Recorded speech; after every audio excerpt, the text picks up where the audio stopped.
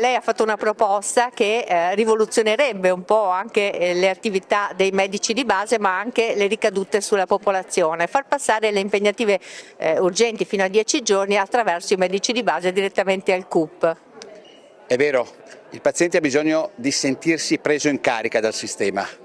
Il fatto di sentirsi preso in carico chiaramente lo ottimizza le successive prestazioni anche. Quindi l'idea è semplicemente quella di, esattamente come accade con la ricetta dematerializzata, che una volta prescritta dal medico di famiglia atterra direttamente in farmacia, il paziente va in farmacia a prendersi il farmaco, in questo caso la richiesta di prestazione, visita, esame atterra direttamente ad un CUP centrale, il quale si farà carico di chiamare il paziente, quindi rovescia la situazione attuale.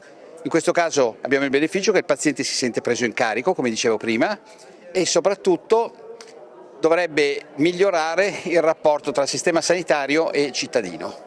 Ecco, le prime reazioni sia a livello politico, poi anche dei medici di base, c'è sempre un tema di conflittualità su queste questioni, quali sono e come si possono superare le difficoltà? Allora, da parte dei medici di base ho raccolto, direi, una discreta soddisfazione sulla proposta del genere. Molti medici di base mi hanno chiamato dicendo che l'idea gli piaceva.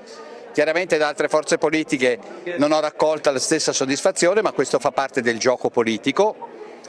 Sicuramente è difficile realizzarlo, certo è difficile, non lo nascondo, è possibile realizzarlo, certo è possibile realizzarlo. Come dico sempre, e lo dicevo quando ero cardiochirurgo, le cose si dividono nelle cose che si vogliono fare o le cose che non si vogliono fare. Poi alcune realmente per questioni tecniche non si possono fare, ma questo credo che mettendo a frutto numerose competenze si dovrebbe riuscire a farlo.